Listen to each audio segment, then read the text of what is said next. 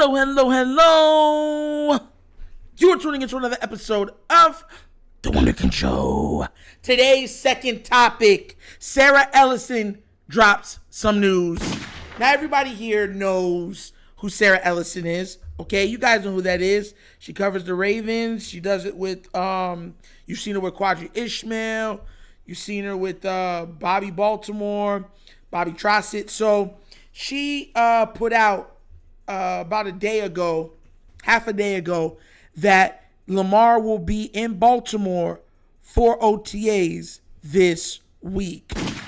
And the reason why I'm happy that this is happening is because I'm sick and tired of a certain narrative that has been going on since Lamar Jackson has gotten paid. Look, everybody knows that he wants to win. He wants to win. But I think that people are more in their feelings now more than ever before. So they're like off the rick. They're like, oh my God, he needs to be in Baltimore. And then they found out that he was actually practicing with a couple of the receivers where he was at in Miami. So my thing is, this is more of like just clarification, verification of saying, okay, he's going to be there. There's nothing else you can complain about. He's going to be with his guys. All of his guys are going to be there. And I think, honestly, this is the biggest part of what the episode I want to touch on. The chemistry that they're going to have to build. We're not talking, and this is going to be the most trying part of everything going on, right? Because you got to understand, OBJ, new receiver. Zay Flowers, new receiver. Todd Monken, new offensive coordinator. And Bateman has yet to play a full season as the primary threat on the outside. Yet. So everybody's learning a new system while also on top of it getting acclimated to playing with one guy named Lamar Jackson. When you have guys that have been around you already, right? There's already a foundation that's been built on. They know you, you know them. When you cut left, they know what that means. When you look up, they know what that means. When you dip this way, you know what it means. When your hands go like this, they know what it means. They know all the code words that you might do when it's like a broken play or for hot reads. They know it. This is whole new territory. This is learning a new playbook, learning new players surrounded around you, and then those same players learning your habits, your tendencies. That's the operative word, tendencies. And guess what? It's going to take time. Lots and lots of time. I'm actually looking forward to watch how they gel. Because here's the thing. I don't care how good a receiver you got. Unless it's Calvin Johnson, he's 6'5", 6'6", can run a 4.2 or 4.3, and you can just throw it. And he has a 42-inch vertical. And you can literally just throw it up, and he can just high point it over everybody. There is so much rapport that you have to build with receiver and quarterback connection. Here's why. Because the receivers that Lamar got are route runners. That means there's certain places in the route where you break off. You might look like you're going a certain way and you're going another. Some of the routes are option routes. So you and the quarterback have to be on the same page. And what I mean by option routes that are based or dictated on coverage. That means, let's say you're running a dig to the middle of the field and you see the safety bust down. It gives you the right of way to say, I'm going to turn this upfield. You know what I mean?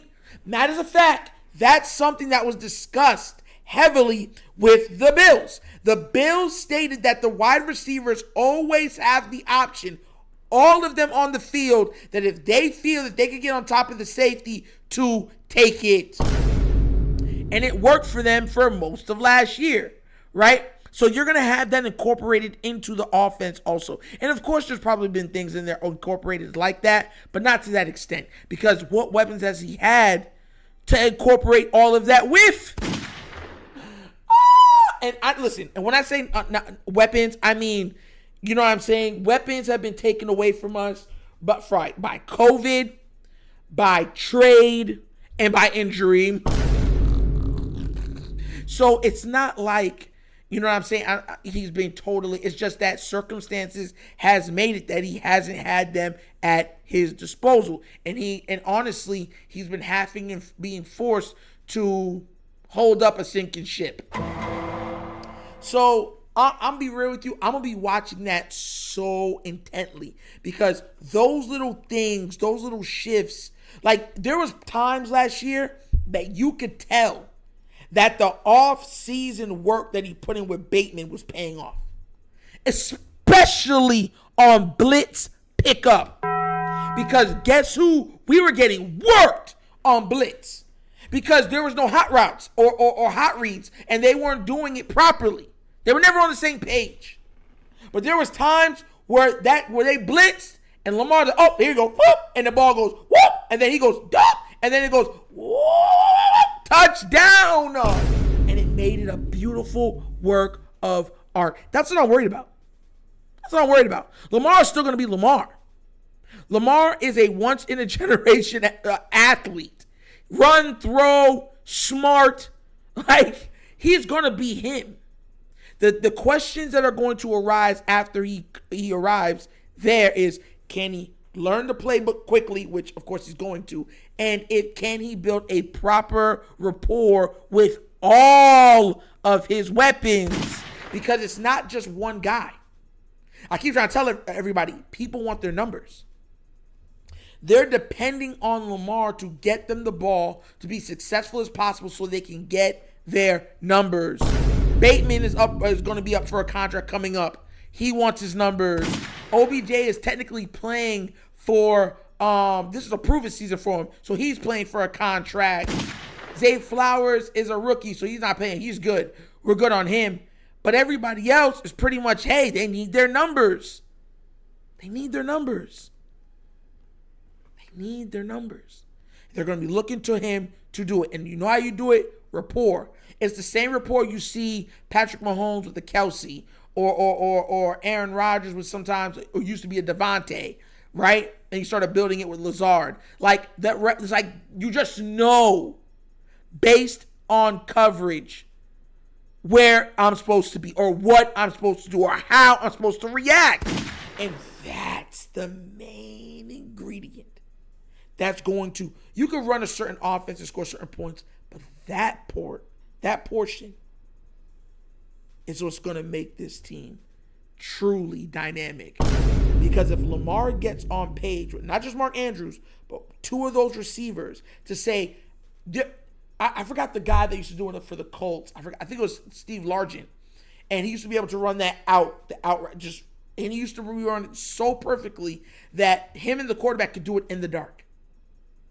If he gets on the same page with his receivers like that, woo!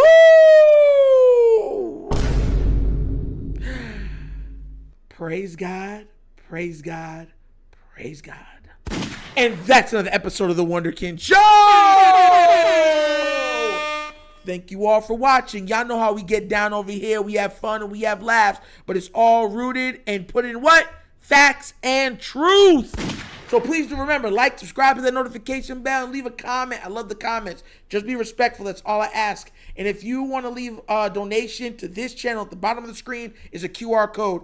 QR code you can find in the description of every video that we do. And the name of it is The Wunderkind Show. Also available at the Patreon for this channel, which is up running. What do you get access to? Discord. Access to, what's it called? Oh my God. Question from subscribers. Access to sweepstakes for merch. Access to fantasy football. And access to talk to me. I'm loving it. I'm so loving it. So once again, it's The Wunderkind Show. The show is Nitro signing off. And as always, you guys know my slogan. Peace. And I am out of here. Yerp.